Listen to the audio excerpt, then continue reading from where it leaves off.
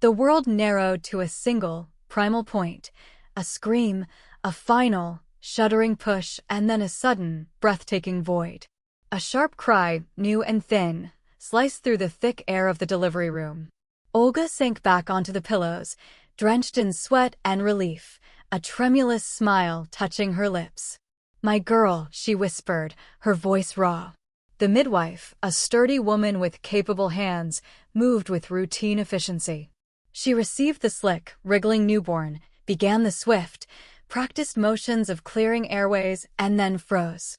For just a second, a fraction of a heartbeat, her professional mask slipped. Her eyes, previously focused and calm, widened imperceptibly. A faint, troubled line appeared between her brows as she looked at the baby girl in her arms. "Is something wrong?" Olga's question was a blade of panic, cutting through her exhaustion. She tried to raise her head, her gaze desperately trying to find her daughter. "Nothing serious," the midwife said, her voice forcibly light, the words coming too fast. She had already turned her body slightly, shielding the baby from Olga's direct view. "We'll just call the neonatologist for a quick look. Standard procedure. Everything will be fine." But the atmosphere in the room had shifted. The celebratory warmth had been siphoned out, replaced by a sterile, watchful tension. Olga strained against the mattress, her neck craning, but the little form was already being carried away to the corner where the scales and measuring tape lay.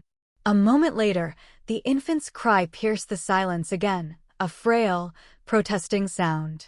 "There's a good girl," a nurse's voice chimed in from the corner, a note of artificial cheer plastered over it. "Cry all you want. Strong lungs are what matter. The rest will follow." "The rest? What rest?" Olga's mind raced, a cold knot tightening in her stomach. Why wouldn't they show her? Why the hushed efficiency, the averted glances? Minutes stretched like taffy. Then a door swished open and a man entered, short, lean, with the brisk air of a specialist.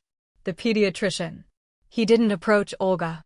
He went straight to the bundled infant, who was now swaddled. He leaned in, his movements precise. A soft, disapproving click of his tongue echoed in the quiet room. "Yeah, quite a case," he muttered, more to himself than anyone. He glanced toward the midwife. "Has the mother been informed?" The midwife and the nurse exchanged a look and shook their heads in unison, a silent, grim communication. "Well, no avoiding it," the doctor sighed, his shoulders dropping slightly as he turned and finally walked to Olga's bedside. His expression was neutral, a carefully arranged blank slate. "Tell me," he began, his voice low and clinical. "In your family, or the father's, has there ever been any history of congenital conditions?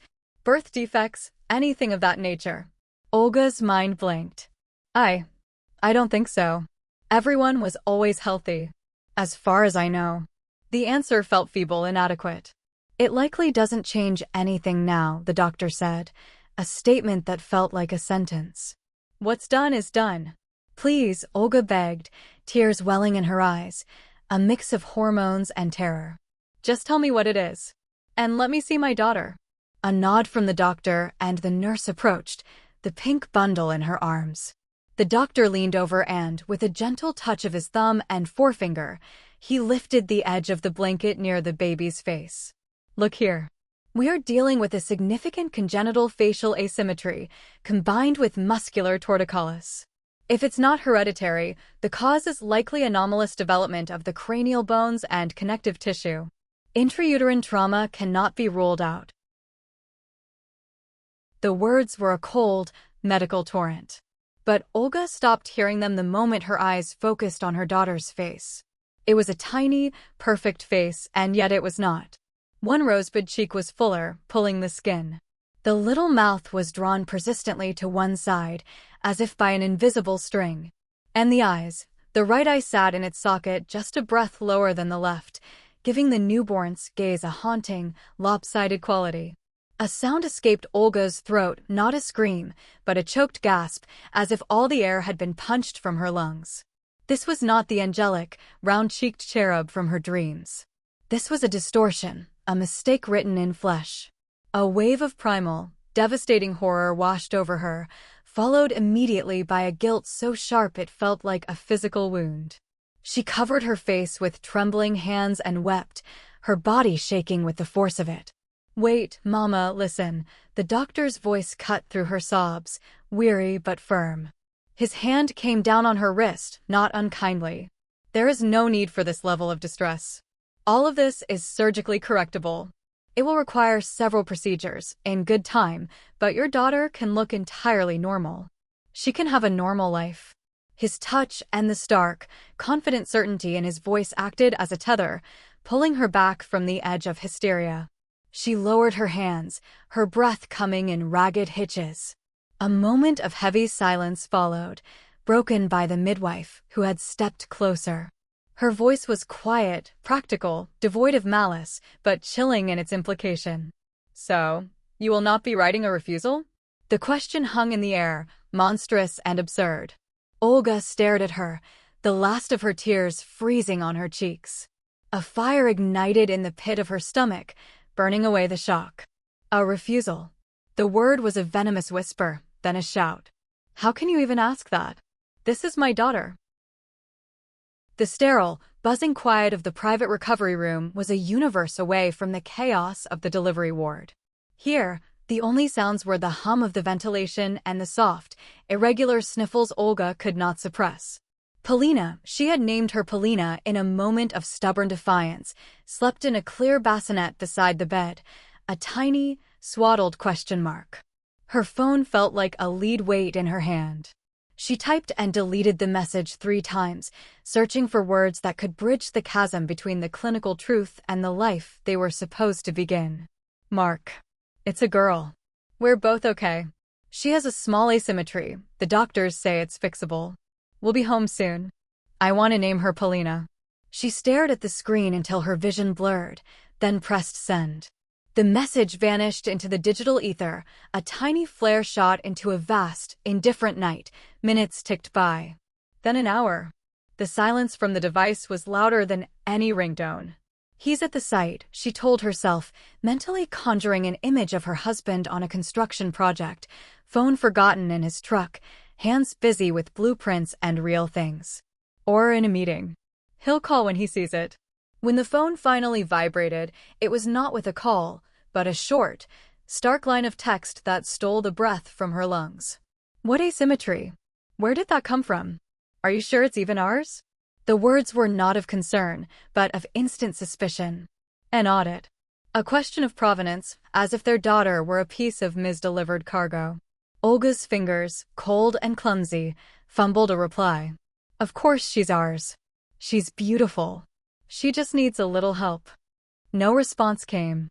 For the remaining 5 days of her stay, the phone was a tomb. Mark visited once. A nurse informed Olga that her husband was at reception with a bag. Heart hammering with a foolish hope, she asked if he would come up. The nurse returned with a polite, empty smile. "He said he's terribly busy but sends his best. He left these for you." The bag contained practical items, sweatpants, a toothbrush, socks. No note. No flowers. It was a delivery, not a visit. On the morning of her discharge, a profound, cold dread had settled in Olga's bones. She dressed Polina in the delicate going-home outfit she had bought months ago, its innocence now a cruel parody. As she stepped out of the hospital's main doors into the crisp sunlight, she saw him, and, for a second, the ice in her chest thawed. Mark's car was parked prominently, adorned with a ridiculous, joyful cloud of pink and white balloons. He stood beside it, a figure of handsome success in a sharp jacket. In one hand, a lavish bouquet of crimson roses, in the other, the expensive video camera he used for site surveys. He was grinning, the picture of the expectant father. "Olenka," he called, his voice booming with performative delight. He raised the camera, capturing her stunned approach. He presented the roses with a flourish and planted a loud, stagey kiss on her cheek. "So, where's my princess?" he asked, his eyes sparkling with a charm that didn't reach them. "The nurse is bringing her," Olga murmured, her voice thin. He bustled to the car, producing a smaller bouquet and a gilded box of chocolates. "For the staff. Tradition. Finally, the nurse appeared with the pink bundle.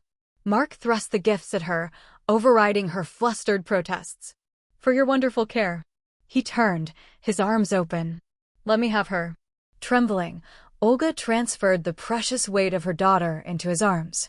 He cradled the bundle with exaggerated care, cooing for the camera he'd set on the roof. "Let's get my girls home." He settled Polina into the crook of his left arm, opened the passenger door for Olga with a chivalrous sweep, and handed her the roses. "Make room for these, darling." Olga climbed in, placing the flowers on the back seat, her body tensed for the moment she could take her child back. As she turned, arms outstretched, Mark smiled. "Let a father say hello first." With his free hand, he carefully folded back the soft wool of the blanket, revealing Polina's sleeping face to the daylight. The transformation was instantaneous and terrifying. The practiced, celebratory smile on Mark's face melted away as if scalded. His features didn't crumple into concern or shock, they simply emptied, then hardened into a mask of pure, unadulterated revulsion. It was the look one gives a spoiled piece of meat or a large, unpleasant insect. He jerked the blanket closed as if shutting a lid. His head swiveled toward Olga. The warmth in his eyes had been replaced by a glint of cold, metallic fury. "Get out." Olga blinked, uncomprehending. "What?" "I said, get out." The words were flat, final. Mechanically, she swung her legs out of the car. As she stood, he shoved the bundle into her arms, the movement so rough it jolted the baby awake into a thin wail. "I am not taking that home." He jabbed a finger at the now-crying bundle, his lip curled. "Mark," Olga whispered, the world tilting. 9 months, he hissed, leaning close, his breath hot with anger. "I waited 9 months for a child. A proper child. Not this. This isn't what I paid for." He yanked her suitcase from the back and threw it at her feet, where it landed with a thud. "Do you understand?" He slammed the passenger door, the sound a gunshot in the quiet courtyard. He didn't look at her again. Walking around to the driver's side, he got in, started the engine with a roar, and sped away, the festive balloons bouncing grotesquely in his wake. Olga stood, rooted to the spot, the cries of her daughter the only tether to a reality that had just shattered. Slowly, she became aware of the windows, dozens of them in the clinic facade. Silhouettes watched, motionless, from every floor. The silence left by the screeching tires was absolute, broken only by Polina's fragile, escalating cries. Olga stood paralyzed, the weight of the suitcase against her shins and the heavier weight in her arms rooting her to the spot. The clinical facade of the Golden Pavilion Maternity Clinic reflected the pale sun, and in its many windows, she saw them, the still, dark shapes of nurses, orderlies, other new mothers. An audience to her public ruin. Their gaze was a physical pressure, a blanket of pity and curiosity that smothered her. Shame, hot and acrid, flooded her veins. It overpowered the shock, the grief. She couldn't stand here, this living exhibit of marital discard. With a jerky movement, she bent, hooked the suitcase handle with a finger, and turned her back on the watching windows. She stumbled back through the automatic doors, the blast of sterile air hitting her like a slap. The receptionist looked up, her professional smile dying on her lips as she took in Olga's ashen face and the wailing newborn. Olga didn't speak. She walked past the desk towards a small, utilitarian alcove marked sanitary inspection, a glorified janitor's closet with a sink and a table. She pushed the door open. It was empty. She laid Polina on the metal table, the cold surface startling the baby into a momentary hiccup of silence. Her hands shook violently as she rummaged in her purse. Finding her phone felt like a victory. She dialed the only number that mattered. "Mom?" Her voice was a cracked whisper. "Olenka? Sweetheart, is it over? Are you on your way?" Her mother's voice, warm and laced with excitement, was a dagger to the heart. "I'm coming home." Olga squeezed her eyes shut. "Don't be scared. Everything's fine. I'll explain later." A pause. "Olenka? Where's Mark?" "I just called him, he didn't." "Don't call him anymore." The words came out sharp, final. "Please. I'm on my way." She hung up, gathered her screaming daughter, and nodded a mute thanks to the two young nurses who had gathered in the doorway, their faces soft with a compassion that made Olga want to scream. Then she walked back out into the world. The journey was a blur of jarring humiliation. The minibus was her only option. When it hissed to a stop at the curb, she climbed the steps, the suitcase banging against the metal. "The fare," the driver said, not looking at her. I don't have any money," she whispered, her face burning. "Please. You won't make me get off." He glanced in the mirror, at her hollow eyes, at the unmistakably newborn bundle. He grunted, a sound of weary resignation. "Go on. Sit down. Don't block the door." The bus was a moving gallery of stairs. An old woman with a net shopping bag eyed the tiny, exposed face and clucked her tongue. Tisk tisk tisk. The father couldn't be bothered to fetch his own child. Olga turned her face to the grimy window, pressing Polina so close she could feel the frantic rabbit beat of the tiny heart against her own. The baby, soothed by the motion and warmth, finally fell into an exhausted sleep, her lopsided features softening. A few stops later, a young man in headphones smiled vaguely in their direction. "A girl, right? You can tell by the cry." When she finally stumbled up the steps to her mother's Khrushchevera apartment block, her legs were leaden. The door flew open before she could knock. "Olenka, my God, what's happened?" Natalia Petrovna's face, lined with worry, transformed into shock as she took in her daughter's devastation. She reached for the baby. Let me see her. Did they bruise her?" Those clumsy Olga surrendered her daughter, the movement one of utter defeat. Her mother cooed, pulling back the blanket. Then she fell silent. Her happy chatter cut off mid-syllable. She stared, her mouth slightly open. "Bless saints, what is this? Did the forceps do this?" "No, Mama," Olga said, the tears coming now in a hot, silent stream. "It's how she was born. A defect. They say it can be fixed, but it will cost so much. And Mark, he didn't even want her in the car. The dam broke." Sobs racked her body as she slid down the wall to the floor of the narrow hallway. Natalia Petrovna did not cry. A fierce, protective light ignited in her eyes. She pulled the blanket fully over the baby's face, not in rejection, but in a gesture of shelter. She held the bundle close, rocking gently. "Hush, Polinka, hush. It's all right. Grandma's here." Her eyes met her daughter's, wet and broken on the floor. "His tears will come, Olga. He will answer for every one of yours." 2 days later, fueled by a numb rage, Olga took the bus back to the sleek downtown district Mark's apartment building dominated. She needed her things. The stroller, the boxes of tiny clothes she'd so carefully folded. She rode the silent elevator up, took a deep, steadying breath, and pressed the bell. No answer. She pressed again, longer. Nothing. She pulled her key from her purse, the silly, heart-shaped keychain he'd given her as a joke. It didn't turn. She tried again, jiggling it. The lock held fast. He had changed them. The finality of it, the petty, calculated exclusion, stole the breath from her lungs. "You bastard," she hissed to the polished wood door. "Fine." On her way out of the building's foyer, dejection weighing her down, she saw a young man pinning a flyer to the community board. "Dishwashers wanted," it read in bold letters. "Good pay. Roadside restaurant, at the kilometer." He was turning to leave when she spoke, her voice hoarse. "Wait. Where is this place?" "Other side of town," he said, shrugging. "Out by the highway junction. Address is there." She tore the tab with the phone number from the bottom of the flyer, the paper rough under her fingers, and stuffed it into her coat pocket. It wasn't hope she felt. It was the first, hard kernel of a plan. The roadside restaurant, at the kilometer, was a world of perpetual, greasy motion.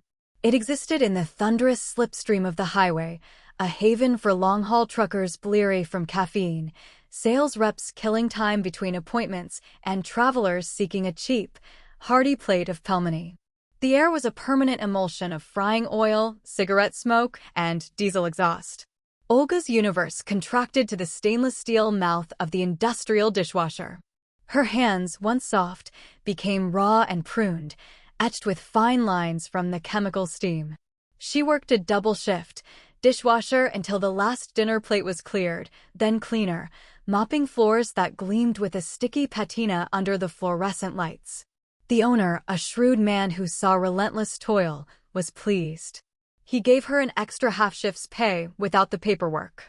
It was under the table, precarious, and she clung to it like a lifeline. Every ruble was earmarked, weighed against a future procedure. She lived on the edge of exhaustion, her body a machine fueled by black tea and sheer will. At home, her mother, Natalia Petrovna, became Polina's sun and moon. The girl grew in a cocoon of unconditional love, oblivious to the economic calculus of her existence. But Olga saw the looks, the quick, furtive glances in the supermarket, the poorly concealed startlement of new neighbors. Polina's smile, as she grew, was brilliant and wide, but it lived on a face that the world struggled to read. The doctors had been clear.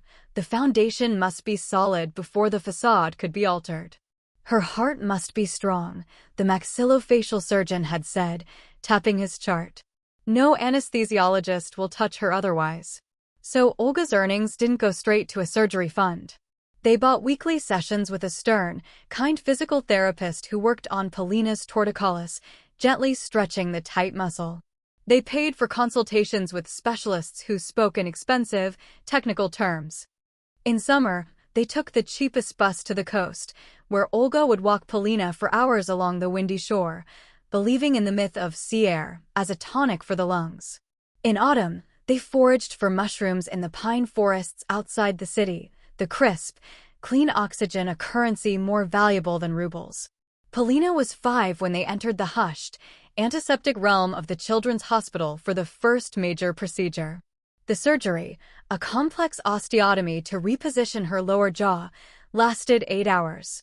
Olga sat in the waiting room, her stomach a hollow pit, counting each tick of the clock as a payment towards her daughter's future. The result was a miracle in miniature. When the swelling subsided, Polina's mouth, once pulled into a permanent, weary slant, was centered.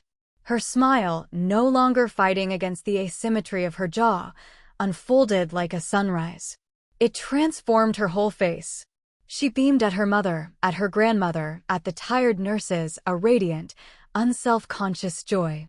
"She's such a bright little thing," people would say now, their voices tinged with a relieved warmth. The compliment was often followed by a pause, a slight inhale as their eyes inevitably traveled upward, lingering on the still misaligned orbit of her eyes. Olga learned to hear the silence that lived in that pause. It was the sound of a door being held politely ajar, not yet fully open. One evening, as Natalia Petrovna rubbed her own swollen ankles, she broached the unavoidable. "The eye surgery, how much?" Olga named a sum. It was not a number, it was a wall.